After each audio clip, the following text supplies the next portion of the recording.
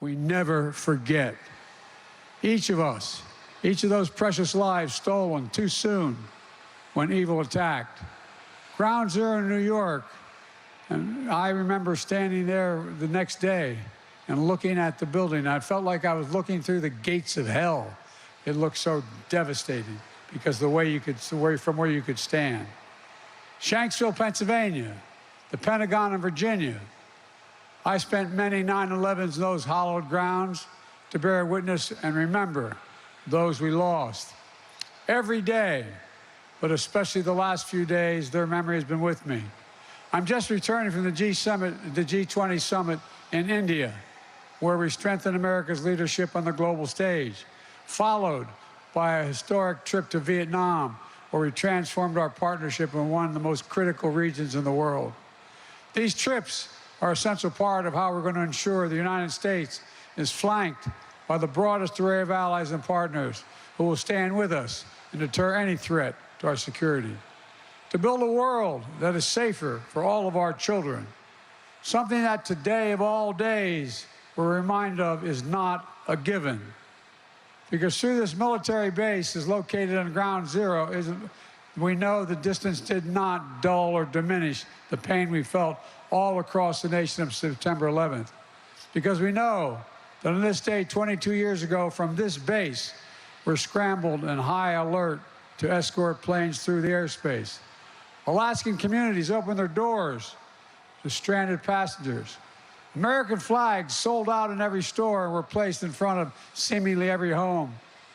We know that on this day, every American's heart was wounded, yet every big city, small town, suburb, rural town, tribal community, American hands went up, ready to help where they could, ready to serve like so many of you here, ready like Chief Master Sergeant Shady Traylor, here with us today, who had recently started college when Flight 93 went down a few miles from Shanksville.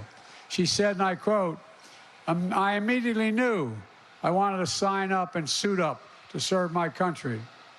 Ready like General Eifler, who said on that day, "When our nation calls, we must be ready." It called, and we went without hesitation. My fellow Americans, September 11th, 2001, tested our strength, our resolve, and our courage. The billowing smoke and ash that darkened the clear blue sky that September day.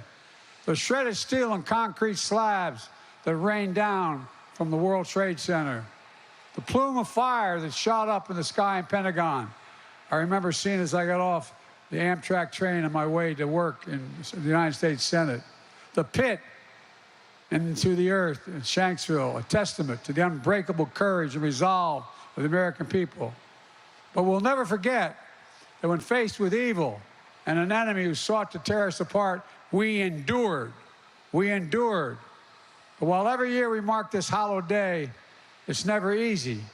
To anyone here or anyone across the country who's grieving a lost child, parent, spouse, sibling, friend, or coworker, to all those who still bear the wounds from the searing September morning, I know how hard it is on a day like this. How can we reopen that wound?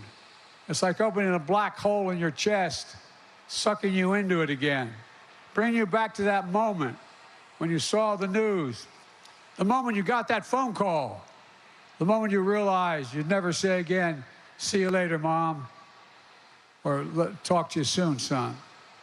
Think of everything your loved one might have done if they had a little more time. What would they have done? And though that can leave you so hollow, it also makes you full at the same time. On this day, I'm thinking about a friend of mine named Davis, who grew up with me in Delaware. 22 years ago, he and his family had just passed the first year without their youngest son of 3 sons, who died in a boating accident at age 15. His oldest son, Davis Jr., was just 6 days into a new job on the 104th floor of the South Tower of the World Trade Center. Davis went straight to Ground Zero to search for his son, search deep into the last, as he referred to it, innings of hope, as he put it. A few days later, I called David to talk, as fathers know, about losing a piece of your soul. I was on my way to speak to students at the University of Delaware to try to make sense of what happened. And guess what?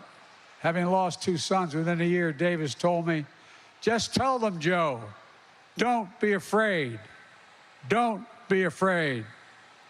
The terrorists stole 2,977 souls that day. 2,977 souls, forever altering the future of so many families and the story of our nation. But those terrorists could not touch what no force, no enemy, no day ever could, and that is the soul of America. What's the soul of America? It's the breath, the life, the essence of who we are. The soul is what makes us us. The soul of America is based on a sacred proposition that we're all created equal, endowed by our Creator with certain inalienable rights: life, liberty, the pursuit of happiness. We haven't always lived up to it, but we've never walked away from that proposition either. The soul of America is the fortitude we found in the fear of that terrible September day, the purpose we found in our pain, the light we found in our darkest hour, an hour when terrorists believed they could bring us to our knees, bend our will, break our resolve. But they were wrong. They were dead wrong. In the crucible of 9/11 and the days and months that followed, we saw the stuff America's made of. Firefighters and police officers and other first responders running into an inferno of jet fuel debris at ground zero, breathing in toxins and ash that would damage their own health, but still refusing to stop for months. Civilians and service members of the Pentagon rushing into the fiery breach again and again and again to rescue their colleagues in the Pentagon. The Patriot passengers on Flight 93, think of this, who did not know the horror that awaited them, but they confronted the unimaginable, fear and terror, with absolute courage. It's astonishing. The poet Maya Angelou wrote, "History, despite its wrenching pain, cannot be unlived. But if we faced it with courage, we need not live it again." My mother had it put it a different way. My mother was a 5'2" little Irish lady who had a backbone like a ramrod. She used to say, and I mean this sincerely, courage lies in every heart. And the expectation is that one day it will be summoned. On September 11th, it was summoned at 9:57 a.m. It was summoned, and 40 incredible women and men in Shanksville answered the call. Civilians, they gave their lives, and in doing so, they gave life to their country. We saw that courage at ground zero in the Pentagon, and we saw it in so many other ways. These are our heroes, like the faith community leaders all across the country who pushed back against the fear and hate they saw directed at Muslim Americans and Middle Eastern Americans of South Asian descent. Heroes like all of you, the brave women and men of the armed forces who never faltered, you never failed to defend our nation, our people, and our values in times of trial. Heroes like the 9/11 generation. Hundreds of thousands of brave Americans were deployed to Afghanistan to make sure the United States would not be attacked again. Who served in Iraq, like many of you probably did, in war zones around the world, risking their own safety and the safety of their fellow citizens, for the safety of their fellow citizens. Who served and sacrificed again and again to defend our democracy and deny terrorists a safe haven. Who followed Osama bin Laden to the end of the earth and ultimately sent him to the gates of hell 12 years ago. And then last year, I made the decision to take out Zawahiri, the number 2 who met the same fate. And today, our intelligence community has recently assessed in a declassified memo that al-Qaeda threat from Afghanistan and Pakistan has reached a historic low. Though all this has changed over the last 22 years, the resolve of the American people has proved we never bow, we never bend, we never yield. Our longest war is over, but our commitment to preventing another attack on the United States and our people and our allies will never, never rest. Never. Terrorism, including political and ideological violence, is the opposite of all we stand for as a nation that settles our difference peacefully under a rule of law. We're going to continue to track terrorist threats in all forms, wherever it may be. We're going to continue to disrupt terrorist activity wherever we may find it. And I will never hesitate to do what is necessary to defend the American people, just as I will never forget our sacred duty to those of you who serve. Never before in our history has America asked so much for so many over such a sustained period for all volunteer force. You make up 1% of the population. You're the strength, the venue, you're the backbone, you're the sinew of America. As a nation, we have many obligations. But I've been saying for 30 years, we only have one truly sacred obligation: to prepare those we send into harm's way and care for them and their families when they return home and when they do not return home. It's an obligation, not based on party or politics, but on a promise that unites all Americans. And together over the last 2.5 years, I've worked to make good on that promise, signing more than 25 bipartisan laws to support our service members and veterans and their families and caregivers and survivors. We will not stop. We owe you. We owe you big, and it matters. Across the country, many Americans heard our nation's call in the days right after 9/11. And there were those who were just children, not even born yet when this happened. But when their time came to choose to serve, not because they saw something, but because they felt something, like many of you did.